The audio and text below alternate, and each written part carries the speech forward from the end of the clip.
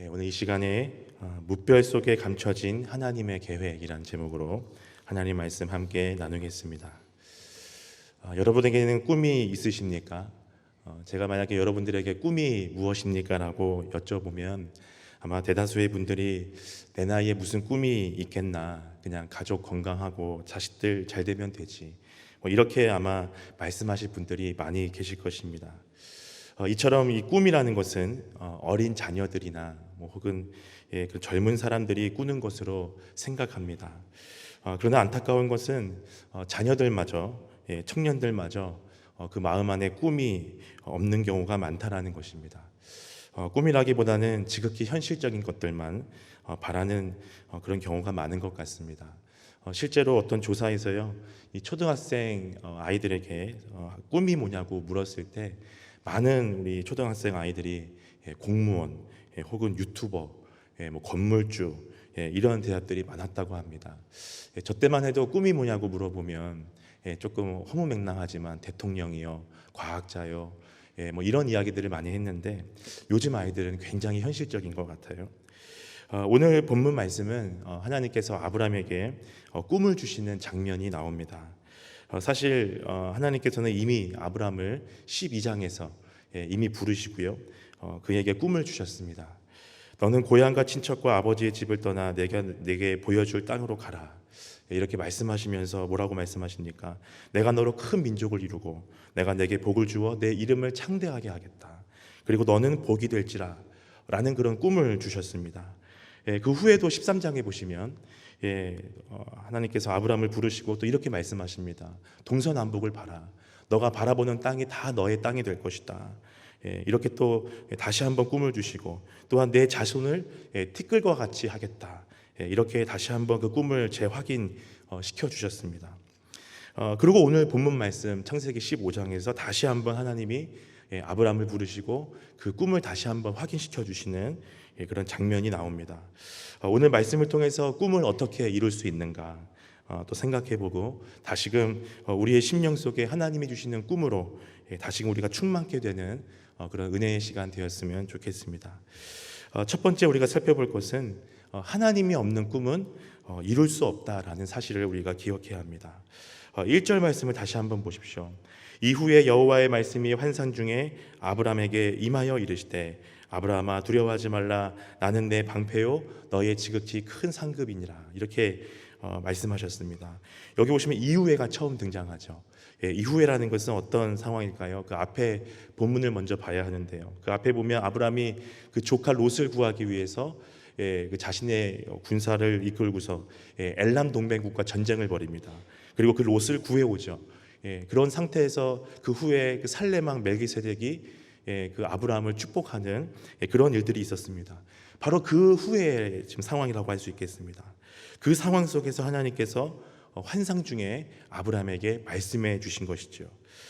첫 번째 하신 말씀은 무엇입니까? 두려워하지 말라는 거예요.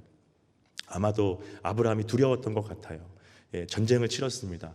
기습을 해가지고 겨우 롯을 구해왔지만 그 엘람 동맹국이 가만히 있겠습니까? 또다시 아브라함을 보복해 올 수도 있는 그런 상황이었어요. 두려운 마음이 있었을 것입니다. 그런 상황 속에서 하나님이 두려워하지 말라고 말씀하시는 것이죠. 근데 그 후에 하시는 말씀이 더 놀랍습니다. 나는 내 방패요 너의 지극히 큰 상급이다. 이렇게 말씀하셨습니다. 이것은 무엇을 의미할까요? 이것은 하나님께서 아브라함에게 나 자신을 너에게 주겠다라는 뜻이에요. 내가 너의 방패가 되어주고 내가 너의 지극히 큰 상급이 되어주겠다. 나를 너에게 다 주겠다라는 거예요. 이것은 꿈을 주시기 이전에 하나님께서 다시 한번 그 꿈을 확인시켜 주시기 이전에 그 꿈을 주시는 분이 누구신가 라는 것을 다시 한번 전제하고 알려주시는 것입니다. 꿈을 가지기 이전에 가장 중요한 것은 무엇일까요? 하나님을 먼저 우리가 가지는 것이 중요합니다. 하나님이 우리 안에 있어야 합니다. 하나님이 없는 그런 꿈이 과연 그 꿈이 진짜 진정한 꿈이 될 수 있을까요? 하나님이 없는 꿈은 꿈도 아니요. 하나님이 없는 꿈은 어떠한 의미도 없으며 또 하나님이 없이는 어떠한 꿈도 이룰 수 없다라는 사실을 우리는 기억해야 합니다. 하나님께서 아브라함에게 그것을 먼저 확인시켜 주신 거예요. 내가 너에게 그 꿈을 이루기 전에, 너가 그 꿈을 확인하기 전에 너가 먼저 알아야 할 것이 있다는 거예요. 그것은 바로 나라는 자신, 하나님이라는 그 존재를 알아야 한다는 것이죠. 내가 너의 방패가 되어주고 내가 너의 큰 상급이 되어주겠다라는 이 하나님의 이 말씀을 먼저 아브라함이 가져야 하는 것이죠. 그 이후에 꿈이 있는 것입니다. 우리가 이 꿈을 생각하기 이전에 바로 이 사실이 바로 우리 안에 바르게 정립되어 있어야 합니다. 하나님이 나에게 어떠한 존재이신가? 나는 그 하나님을 만났는가? 나는 그 하나님을 알고 있는가? 하나님이 나에게 어떠한 존재가 되어주시는가? 우리는 반드시 바르게 이해해야 합니다. 예레미야 33장 2절과 3절 말씀에 이런 말씀이 있습니다. 이를 행하시는 여호와, 그것을 만들며 성취하시는 여호와, 그 이름을 여호와라 하는 이가 이와 같이 이르시도다. 이렇게 말씀합니다. 먼저 2절을 먼저 볼게요. 이를 행하시는 여호와라. 또한 그것을 만들고 성취하시는 여호와다, 이렇게 말씀하고 있습니다. 우리의 인생을 만들어 가시고 우리의 인생을 성취해 가시고 우리가 행하는 그 모든 것을 먼저 행하시는 그 여호와라는 사실을 먼저 선포하고 있는 것입니다. 그 다음에 3절에 뭐라고 말씀합니까? 너는 내게 부르짖으라. 내가 내게 응답하겠고 내가 알지 못하는 크고 은밀한 일을 내게 보이겠다고 말씀해 주셨습니다. 하나님이 누구시냐는 거예요. 하나님이 우리의 인생을 만들어 가시고 성취하시고 일하시는 분이시다라는 사실을 먼저 우리가 알아야 합니다. 그 후에 뭐가 있습니까? 그때서야 비로소 우리가 하나님께 부르짖어 기도할 수 있는 거예요. 하나님이 누구신지 모르는데 우리가 무슨 기도를 하겠습니까? 하나님을 오해하고 하나님을 제대로 알지 못하면 우리가 바른 기도를 할 수 없어요. 하지만 하나님이 나의 인생을 이끌어 가시고 나의 삶을 만들어 가시고 성취하신다는 그 사실을 우리가 기억한다면 우리가 어떻게 할까요? 그분께 우리의 인생을 맡길 수 있는 거예요. 우리의 인생을 주님께 던질 수 있는 거예요. 그 주님께 우리의 인생을 놓고 부르짖어 기도할 수 있다는 사실입니다. 그때 주님께서 뭐라고 말씀하십니까? 내가 내게 응답하겠고 내가 알지 못하는 크고 은밀한 일을 내게 보여주시겠다. 그 후에 이 꿈에 대한 응답이 있는 거예요. 그 후에 꿈을 주시는 것입니다. 또한 그 우리가 알지 못하는 크고 은밀한 일이죠. 꿈이라는 것은 우리가 바라는 것입니다. 아직 이루어지지 않은 거예요. 또한 우리가 쉽게 얻을 수 없고 이룰 수 없는 것입니다. 크고 은밀한 일이에요. 근데 그것을 우리에게 보여주시겠다는 거예요. 또 그것을 우리에게 주시겠다고 말씀해 주신 것입니다. 그렇기 때문에 우리가 이 꿈에 대해서 생각할 때 그냥 단순히 그냥 내가 가지는 꿈, 내가 하고 싶은 거 버킷리스트 만들어가지고 1, 2, 3, 4 내가 이것을 이루어야지, 이게 중요한 게 아니에요. 먼저 하나님이 누구신가를 바로 알아야 하고 그 하나님이 나에게 어떠한 존재가 되어주시는 것을 확실하게 우리가 이해한 다음에 그 하나님께 꿈을 구하고 그 주시는 꿈을 우리가 가져야 한다는 사실을 우리가 기억해야 한다는 사실입니다. 두 번째 우리가 살펴볼 것은 무엇이냐면 꿈이라는 것은 결핍을 통해서 시작된다는 사실을 기억해야 합니다. 결핍에서 꿈이 시작된다.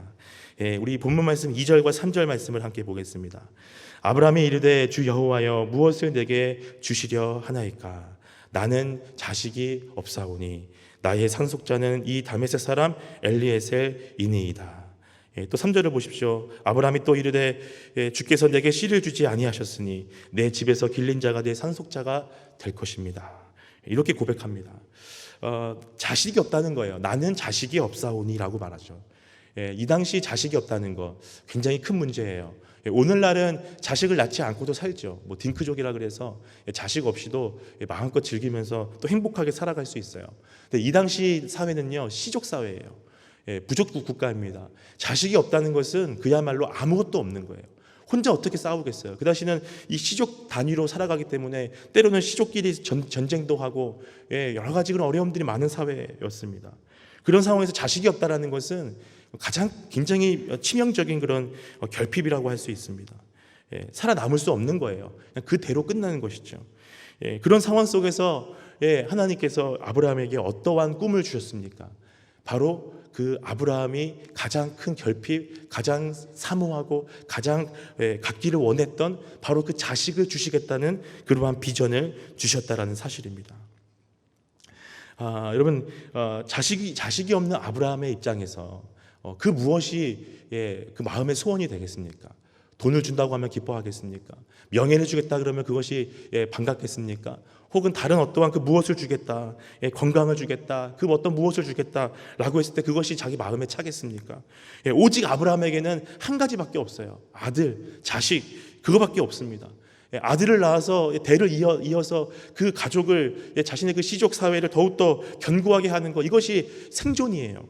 그러니까 아브라함 마음속에는 오직 한 가지밖에 없는 거죠. 자식입니다. 그 자식이 없는 그 아브라함에게 하나님이 무엇을 주시겠다고 약속하셨습니까?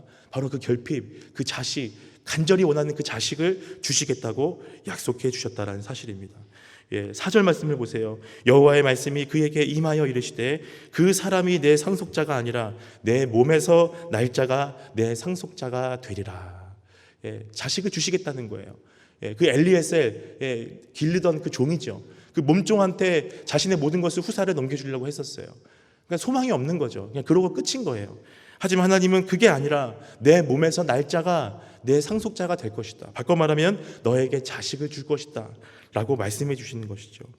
하나님께서는 이처럼 우리에게 우리가 가장 결핍되고 우리가 가장 사모하고 원하는 그것으로부터 꿈이 시작되고 우리에게 꿈을 주신다는 사실을 기억해야 합니다.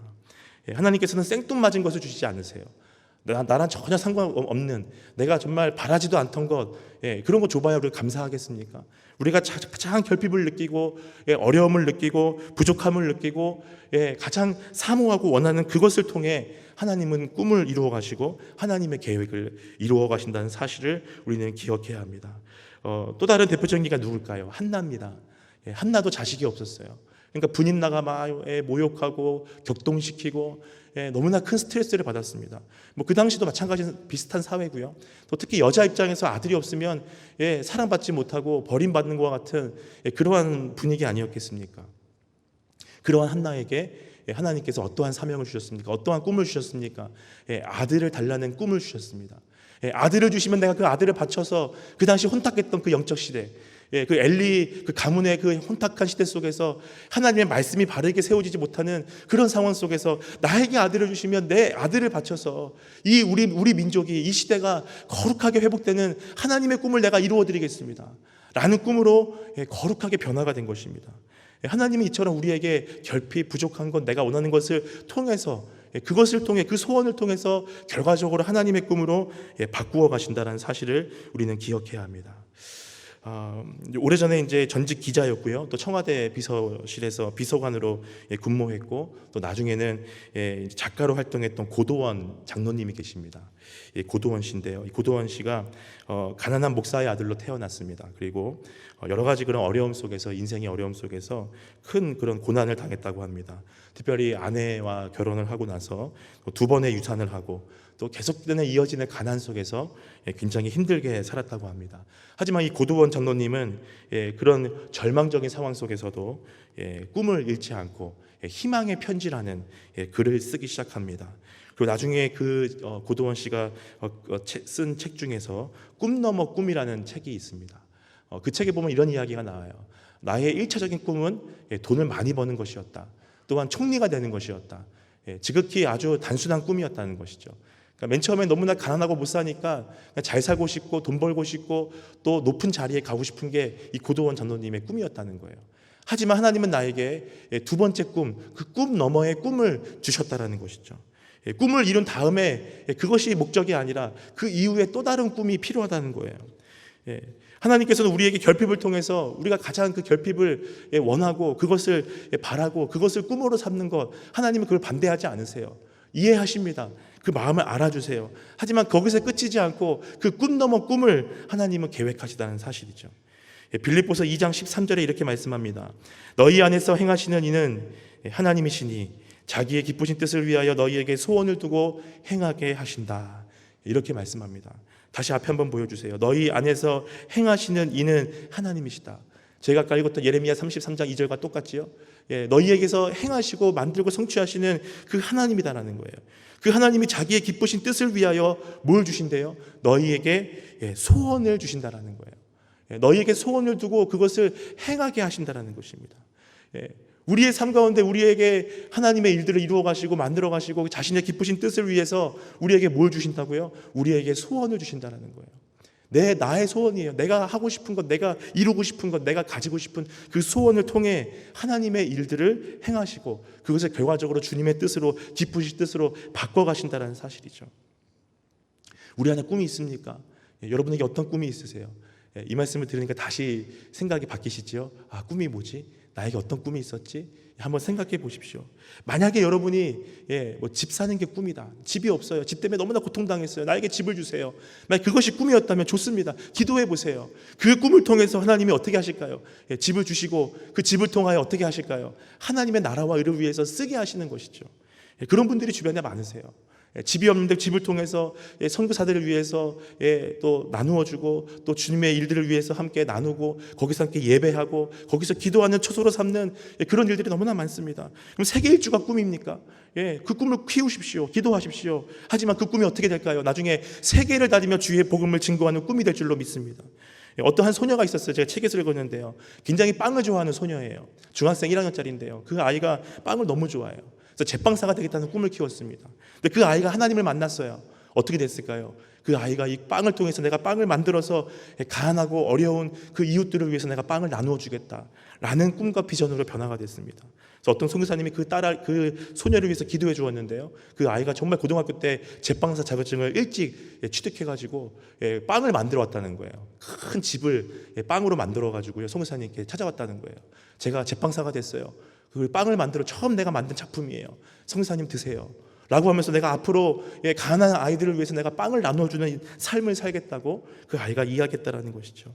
이처럼 우리 안에 하나님이 소원을 두고 행하시고 그 소원을 통해 하나님의 꿈을 이루시는 축복의 삶이 우리의 삶이 될 수 있기를 소망합니다. 세 번째는요, 무별 속에서도 하나님의 뜻이 숨겨져 있다는 사실을 우리가 기억해야 합니다. 5절을 한번 보십시오. 그를 이끌고 밖으로 나가 이르시되 하늘을 우러러 무별을 셀 수 있나 보라. 또 그에게 이르시되 내 자손이 이와 같으리라. 자식을 꿈꾸지 못했던 그런 상황 아니겠습니까? 나이가 들어서 이미 자식을 낳을 수 없는 그런 상황 속에서 그냥 집에서 기르던 그 다메섹 사람 엘리에셀이 나의 후사가 될 것입니다 라고 자포자기한 상태에서 하나님이 그에게 자식을 주시겠다는 꿈을 주셨어요. 하지만 그 꿈이 그에게는 아직 막연합니다. 설마 이미 12장 13장에서 이미 몇 차례 내가 너에게 큰 민족을 이루게 하겠다, 혹은 이 티끌과 같이 너의 자손이 많게 하겠다, 이렇게 이미 약속해 주셨지만 아직도 막연해요. 아직도 믿어지지 않아요. 그러자 하나님이 그를 어떻게 합니까? 이끌고 밖으로 나갔다라고 고백합니다. 이 표현이 참 놀라워요. 하나님을 보이지 않고 하나님이 영이십니다. 근데 어떻게 이끌고 밖으로 나갔을까요? 마치 하나님이 정말 아브라함 옆에서 친히 정말 사람처럼 그 아브라함을 강하게 이끌고 그를 데리고서 밖으로 나가서 보게 하는 것이죠.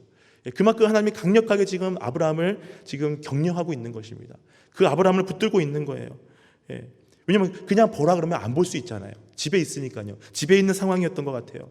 그러니까 밖에 나가서 별을 봐라 그러면 나가겠습니까? 그런 그 아브라함을 강력하게 하나님이 푸시하시는 것입니다. 그래서 그를 이끌고 밖으로 나갔어요. 그리고 하늘을 바라는 거예요. 하늘을 우러러 보라는 거예요. 그러고 보니까 뭐가 있어요? 무별이 있는 거예요. 이 무별은 많은 별을 의미합니다. 그 별이 하늘 가득히 있는 거예요. 근데 그것을 보면서 뭐라고 말씀하세요? 그 무별을 셀 수 있나 보라는 거예요. 셀 수 없지요. 그 별을 어떻게 세겠어요? 그러고 나서 뭐라고 말씀하십니까? 그에게 이르시되 내 자손이 이와 같으리라. 엄청난 꿈 아닙니까? 아브라함은 그저 만약에 기적같이 자식이 나에게 있다면 그냥 고작 하나, 나중에 얻게 될 그 이삭 하나쯤이면 만족하겠다, 그거면 충분하겠다 생각했을지 모르겠어요. 근데 하나님의 꿈은 우리의 꿈보다 훨씬 크셨어요. 그 자손 하나로 끝나는 게 아니라는 거예요. 그 자식을 통해서 너의 민족이 어떻게 돼요? 이 무별과 같이 많아질 거라는 것입니다. 여기서 우리가 알 수 있는 건 뭘까요? 내 생각과 하나님의 생각은 너무나 차이가 크다는 거예요. 나는 고작 그냥 요거 하나만 주시면 돼요. 난 이거면 충분해요. 이거면 족하겠어요 라고 이야기하지만 하나님은 그것 정도로 우리에게 만족하지 않으십니다. 하나님은 무별과 같은, 티끌과 같은, 바다의 모래와 같은 그러한 하나님의 큰 꿈을 우리에게 주시기를 원하신다라는 사실입니다. 여기서 놀라운 것은 그 무별이에요. 아브라함이 그 당시에는 해가 금방 지면 사실은 할 수 있는 게 없잖아요. 그 당시 라이트가 있었겠어요? 뭐가 있었겠어요? 그러니까 해만 지면은 하늘을 보면 바로 이 무별을 항상 봤을 거예요. 항상 하늘을 보면서 별을 보면서 나름의 하루를 돌아보고 혹은 잠을 잤겠죠. 하지만 그 전까지 이 아브라함은요, 이 무별을 보면서 한 번도 하나님의 꿈을 보지 못했습니다. 자기 자손이 저 무별과 같이 될 것이라는 것을 꿈에도 생각을 못했어요. 근데 하나님이 그 무뼈를 보여주시면서 내 자손이 그와 같이 될 거라는 사실을 말씀해 주신 것이죠. 하나님의 뜻은 무뼈 속에도 하나님의 뜻은 숨겨져 있습니다. 제가 신대원 다닐 때 참 존경하던 교수님이 이런 이야기를 하신 게 참 기억이 나요. 하나님은 디테일 안에 숨어 계신다. 뭐 이런 말씀을 하시더라고요. 하나님은 디테일 안에 숨어 계신다. 그러니까 우리가 뭐 예를 들면 말씀을 묵상할 때도 그냥 눈으로 빠르게 쭉 읽으면 사실 잘 와닿지 않잖아요. 그 핵심 아이디어를 찾지 못하거든요. 근데 디테일하게 세밀하게 한 단어 한 단어, 한 조사, 접속사 이런 것들을 잘 보면 그 안에 하나님의 뜻이 숨겨져 있다는 그런 이야기였어요. 더 나아가서요, 우리의 인생을 보면 하나님은 우리의 삶의 디테일 속에 하나님의 그런 숨겨놓으신 하나님의 뜻이 있다라는 사실을 기억해야 합니다. 그 스가랴 4장 6절 말씀에도 보면 스가랴 선지자가 환상을 봤어요. 근데 두 감람나무와 그 7 등잔대가 있지 않았습니까? 그것은 이 스가랴, 그 당시 선지자였지만 또한 제사장을 겸직했던 그 스가랴에게 너무나 익숙한 일상이었어요. 이 감람나무는 그 당시 이 팔레스타인 지방에 흔해 빠진 나무였습니다. 그리고 거기서 이 감람류를 채취해가지고 이 감람류를 가지고 등불을 키우는 것은 너무나 그에게는 익숙한 거였어요. 그리고 제사장이었기 때문에 항상 성막에서 근무하면서 등잔대를 살피고 그것을 관리하는 게 바로 스가랴였습니다. 하지만 그 하나님은 그 안에 하나님의 깊으신 뜻이 숨겨져 있다는 거예요. 근데 그 스가랴는 지금까지 한 번도 그것을 보면서 매일같이 그것을 보면서 하나님의 뜻을 발견하지 못했습니다. 그것은 무엇이었을까요? 이는 힘으로 되지 아니하고 능으로 되지 아니하고 오직 나의 영으로 된다라는 그 엄청난 비전, 엄청난 뜻이 그 안에 있다는 것은 이 스가랴는 발견하지 못했던 것이죠. 왜요? 그 감람나무에서 기름이 계속 무한히 공급되면서 그 등불이 계속해서 밝힐 수 있는 것처럼 나의 영으로, 나의 힘으로, 나의 능력으로 너희가 꿈꾸는 이스라엘의 회복, 그 무너진 성전 재건하는 거 나의 힘으로만 할 수 있다 라는 그 엄청난 뜻이 그 디테일 안에, 그 일상 안에 숨겨져 있었습니다. 마찬가지예요. 이 무별 속에 하나님이 아브라함을 향한 엄청난 계획, 엄청난 비전, 엄청난 꿈이 그 별 속에 있었다는 사실입니다. 우리는 무엇을 보고 있나요? 우리 매일같이 집에서 교회에 오고 마트에 가고 혹은 아이들 학교에 데려다주고 공원길을 걷고 항상 우리는 살아갑니다. 그 속에서 하나님의 뜻을 발견해 보신 적이 있으십니까? 어떤 아이가요 지나가다가 5,000원짜리 하나 주웠대요. 그 다음부터 그 아이가 어떻게 하는 줄 아십니까? 땅만 본다는 거예요. 돈을 또 주울까 봐 땅만 보는 거예요. 우리의 인생이 그러지 않기를 소망합니다. 그냥 다른 거, 그냥 내가 그냥 하나님의 뜻을 생각하지 못하고 예민하게 그것을 캐치하지 못하고 눈앞에 있는 돈 몇 푼에, 눈앞에 있는 그 어떠한 그 무엇에 마음을 빼앗겨서 계속 땅만 바라보는 그런 인생이 되지 않기를 소망합니다. 하늘을 우러러 하늘을 바라보십시오. 저는 가끔 가다 보면 새를 많이 봐요. 저희 집 앞에도 까치가 많고 참새도 많고 비둘기도 많아요. 근데 새가 날아가잖아요. 전 볼 때만 참 부러워요. 나 저 새처럼 되고 싶다. 훨훨 날고 싶다. 그 새를 보면서 뭘 생각하냐면요, 하나님 말씀, 예수님 말씀이 생각나요. 예수님께서 뭐라고 말씀하시죠? 염려하지 말라 했을 때 하늘의 새를 보라는 거예요. 그 새를 볼 때 하나님은 그 새를 먹이신다는 거죠. 입히시고 먹이시고 그를 돌보신다는 거, 예수님의 말씀이 생각나요. 그 새를 보면서 자유롭게 날고 자유롭게 먹이를 먹고 어느 것에 구애받지 않고 마음껏 살아가는 그 새를 보면서 저를 돌아봅니다. 내가 지금 무엇에 얽매여 있지? 내가 지금 무엇을 염려하고 있지? 내가 지금 무엇에 내가 지금 붙잡혀 있지? 라는 것을 생각합니다. 우리는 그 하나님의 그 큰 계획 속에 우리가 살아가고 있습니다. 그렇다면 하나님도 우리에게 여러 가지 것들을 통해 하나님의 그 뜻을 숨겨놓으셨어요. 그리고 그것을 우리에게 발견하기를 원하십니다. 마치 숨바꼭질하고 보물찾기를 하듯 하나님은 곳곳에 우리에게 원하시는 그 하나님의 메시지, 하나님의 꿈, 하나님의 비전을 숨겨놓으셨습니다. 그 사인, 그것을 우리가 발견할 수 있어야 한다는 거예요. 복화술사였던 그 안재우 소장이라는 분이 계세요. 혹시 여러분들 뭐 인터넷 통해서 혹시 간증을 들어보신 분이 계실 수 있을 것 같아요. 이 복화술사가 뭐냐면 인형을 통해서 이렇게 말을 하는 거예요. 근데 입을 옮기지 않고 안녕하세요, 안녕하세요 하면서 이렇게 인형이 말하는 것처럼 하는 그런 일을 하는 사람인데요. 이 안재우 소장이 이제 신실하게 하나님 믿는 사람이에요. 근데 그가 하나님을 만난 그런 스토리를 요즘에 많이 교회에서 간증을 하더라고요. 저도 뭐 이전 교회에서 그분의 간증을 들었는데 그런 이야기를 하시더라고요. 이분이 아주 오래전에 뭐 복화술사를 라는 것이 있다라는 것을 알지도 못하는 아주 오래전에 길을 걷고 있는데 이 전봇대에서요 전단지가 팔락팔락 거리라는 거예요. 그러니까 갑자기 지나가는데 갑자기 그 전단지가 팔락팔락 거리더래요. 그래서 그게 뭔가 이렇게 보니까 어느 전단지인데 이 복화술사를 강의한다라는 그 어떠한 그 전단지였다는 거예요. 그래서 그거를 자기도 모르게 뜯었다는 거예요. 그러고 보니까 몇 날 몇 시 언제 어디서 이 강의가 있으니까 오라는 거죠. 근데 이게 갑자기 그 마음에 확 들어온 거예요. 그래서 복화술사가 뭐지? 그래서 그 사진에 어떤 아주머니가 이렇게 인형을 들고 웃고 있는 사진이 있었다는 거예요. 그래서 그것을 보고 그분이 잠을 못 자는 거예요. 너무 막 설레고 궁금하고 가보고 싶고. 그래서 이분이 그 시간에 맞춰서 그 장소에 갔습니다. 근데 갔는데요 못 들어가게 하는 거예요. 그래서 거기서 이제 그 관리에 안내하는 사람들이 물어보는 거죠. 혹시 이 기업에 다니냐고. 아니 나 전단지 보고 왔다. 그러니까 전단지를 뿌린 적이 없다는 거예요. 이거는 여기 기업에서 이제 하기 위해서 이제 이렇게 한 거기 때문에 이 기업에 다니는 사람만 들을 수 있다는 거죠. 나는 전단지를 봤다고, 나 그거 보러 왔다고. 그러니까 못 들어가게 하는 거예요. 그런 와중에 제가 들어가려고 막 힘을 쓰고 그 문으로 가는데 문이 닫히더라는 거예요. 근데 그 닫히는데 그 안에서 그 무대에서 그 아주머니가 이 북한술사를 막 가리키고 있는 그 모습을 마지막 보고 문이 닫혔어요. 그러고 나서 시간이 한참 흘렀는데 이분이 결국에는 그 강의를 듣게 되고 나중에 진짜 훗날에 복화술사가 됐어요. 그래서 굉장히 귀하게 쓰임받고 지금은 더욱더 하나님의 일들을 또 간증하면서 살아가는 삶을 살고 있습니다. 이처럼 우리의 삶 가운데 우리의 삶의 디테일 속에 우리가 항상 보는 그 일상 속에 하나님의 뜻이 숨겨져 있음을 기억하시기 바랍니다. 그래서 영적으로 민감해야 돼요. 여러분들 항상 만나는 사람, 항상 보는 그 무엇, 항상 걷는 그 길, 한번 마음을 열고 하나님, 나를 향한 하나님의 뜻이 어디에 있나요? 물론 성경 속에 있지요. 하지만 성경을 통해 물론 또 우리에게 여러 가지 그 상황 속에서 말씀하시거든요. 그 상황 속에서 나에게 무엇을 원하시고 나에게 주시는 꿈이 무엇인가 발견할 수 있기를 소망합니다. 그래서 마음을 열고 한번 바라보세요. 나에게 어떠한 꿈이 있는지, 나에게 어떠한 비전을 주시기를 원하시는지 우리가 발견할 수 있기를 소망합니다. 네 번째 우리가 살펴볼 것은 꿈을 이루는 것은 내가 아니라 하나님이다라는 사실을 우리가 기억해야 합니다. 우리가 읽지 않았지만요, 그 이후에 보면 그 유명한 이제 횃불 언약이 나옵니다.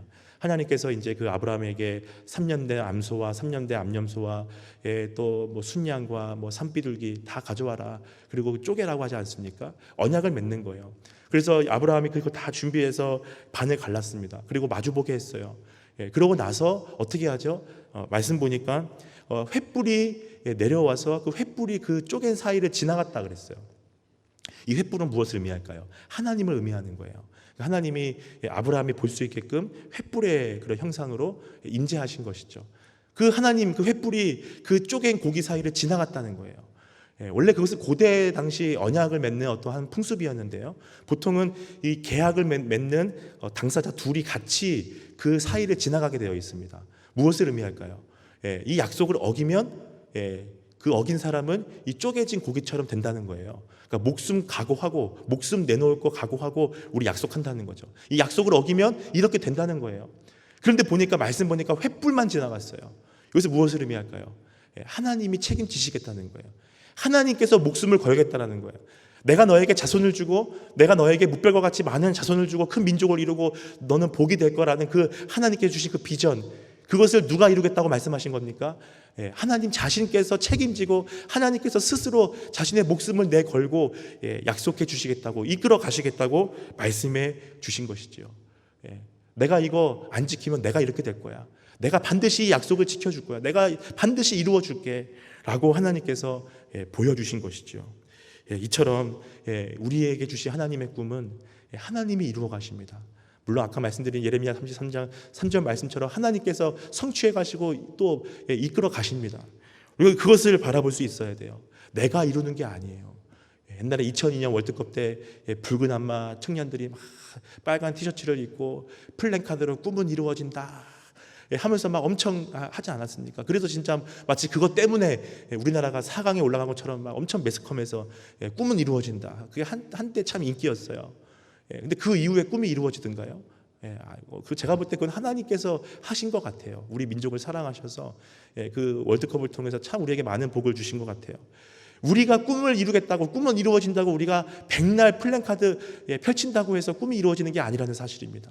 하나님께서 이 꿈을 우리에게 자신의 목숨을 걸고, 심지어 나중에 보시면 그 자신의 아들 되신 예수 그리스도의 그 생명까지 내어놓고 우리를 위해서 그 언약을 지키시는 그 하나님의 신실하심을 우리가 기억해야 한다는 사실입니다. 우리에게 주신 꿈이 나의 꿈이 아니라 하나님이 주신 꿈이었다면 그 꿈 또한 하나님께서 이루실 것입니다.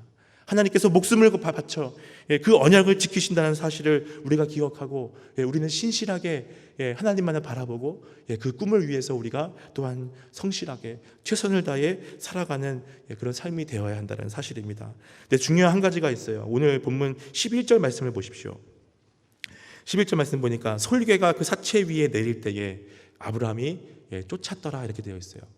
그래서 그 사체, 그 쪼개 놓은 그 고기에 솔개, 독수리과 하거든요. 독수리들이 막 와가지고 먹으려고 오는 거예요. 근데 그때 아브라함이 어떻게 했습니까? 가만히 있지 않았어요. 가서 그 솔개들을 다 내쫓았습니다. 무엇을 의미할까요? 우리가 꿈을 가지고요, 기도하고요, 나에게 꿈을 주셨어요. 그럼 우리 마음이 뜨거워집니다. 그래서 막 기도가 나와요. 하나님, 막 새벽을 깨우면서 나에게 이 꿈과 비전을 이루어 주시옵소서 막 기도합니다.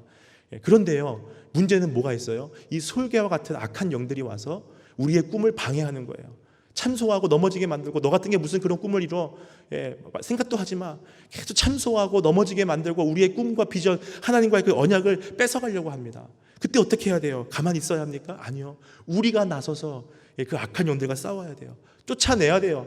우리의 꿈을 방해하고 우리를 넘어지게 만들고 우리의 소망을 꺾어지게 만들어버리는 그 악한 영들의 그 계략과 그 유혹과 미혹에 우리가 가만히 있으면 안 돼요. 영적 전쟁으로 선포해서 그 악한 영이 떠나가고 이 꿈이 내 삶 가운데 온전하게 이루어질 수 있도록 나 또한 같이 하나님과 함께 협력해서 선을 이루어야 한다는 사실입니다.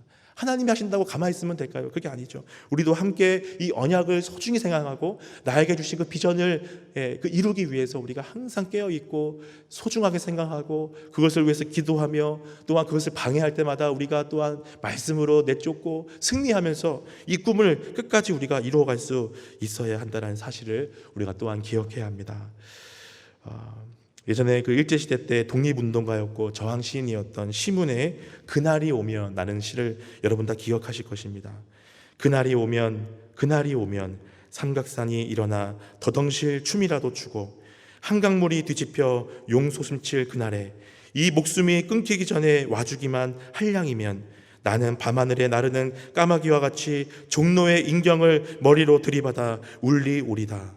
두개골은 깨어져 산산조각이 나도 기뻐서 죽사오매 오히려 무슨 한이 남으오리까. 시문의 그날이 오면의 한 소절을 제가 읽어드렸습니다. 이 시문은 대한 독립을 위해서 그날이 온다면, 정말 그날이 온다면 내 두개골을 깨진다 할지라도 내가 기뻐서 그 종을 내가 들이받더라도 내가 기쁨으로 내가 죽을 수 있다 라는 그런 자신의 꿈과 소망을 이 시에 담아서 이야기했습니다. 우리에게 이러한 꿈과 비전이 있습니까? 내 두개골이 깨질지라도 그 하나님의 꿈, 나에게 주신 그 꿈과 비전을 이루기 위해서 나의 목숨조차 내가 조금 더 귀한 것으로 여기지 아니하고 내가 그 주님의 그 달려가기가 그 사명을 위해 내가 달려가겠다라는 그러한 의지가 우리 가운데 있는가 한번 돌아볼 수 있기를 소망합니다.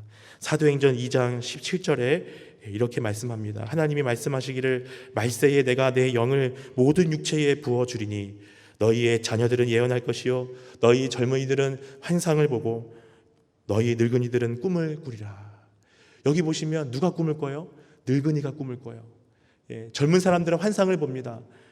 그리고 자녀들은 예언한다 그랬어요. 말세는 지금 우리가 말세를 살고 있습니다.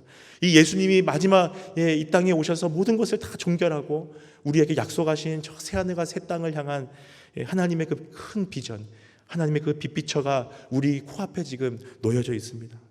그때 우리에게 하나님의 영을 부어주시겠다고 말씀하셨어요. 그 영은 예언하게 만들고 또한 환상을 보게 만들고 꿈을 꾸게 만든다는 사실입니다. 우리 안에 꿈이 없습니까? 우리 안에 소망이 없습니까? 어떠한 기대도 없습니까? 지식으로는 알아요. 저 새하늘과 새 땅이 우리 가운데 있다는 거 알지만 꿈꾸지 않습니다. 그 나라를 사모하지 않습니다. 왜일까요? 우리 안에 성령이 충만하지 않기 때문에 그렇습니다. 정말 성령이 우리 가운데 충만하고 그 영이 우리 가운데 임하면 우리는 꿈꾸게 되어 있습니다. 나에게 주신 소원을 통해 어쨌든 하나님의 꿈을 이루고자 거룩한 꿈을 꾸게 되어 있어요. 그래서 그 꿈을 위해서 정말 두개골이 깨질 때까지 기도하며 우리의 땀방울이 핏방울 되기까지 기도하는 그러한 삶이 우리 가운데 필요하다는 거예요. 이건 저에게 주신 말씀이에요. 나에게 꿈이 있느냐는 거죠. 저에게 꿈이 있었습니다. 꿈이 있어요. 근데 저도 사람인지라 그 꿈을 잊어버린 채 그저 내 삶 앞에, 내 땅 앞에 있는 것들만 바라보며 때로는 힘들어하고 낙심하고 절망하고 불평했던 저의 모습을 회개했습니다. 우리에게 주신 꿈이 있어요. 그 아들까지 내어주시면서 우리에게 주셨던, 언약하셨던 그 엄청난 꿈, 그 비전, 여러분들을 통해, 저를 통해 이루기를 원하십니다. 우리에게 성령을 부어주시고 그 성령 안에서 우리가 마음껏 꿈꾸고 기도하며 우리를 통하여 그 주님의 일들이 이루어지기를 사모하는 마음으로 우리가 오늘 하루를 살고 우리가 앞으로의 삶을 살아갈 수 있기를 소망합니다. 오늘 귀한 시간에 하나님께 우리 다시 한번 그 꿈을 다시금 살아나게 하시고 꿈을 다시금 우리의 마음 가슴속에 뜨겁게 주시고 그 꿈을 위하여 간절히 기도할 수 있는 은혜의 시간 되었으면 좋겠습니다.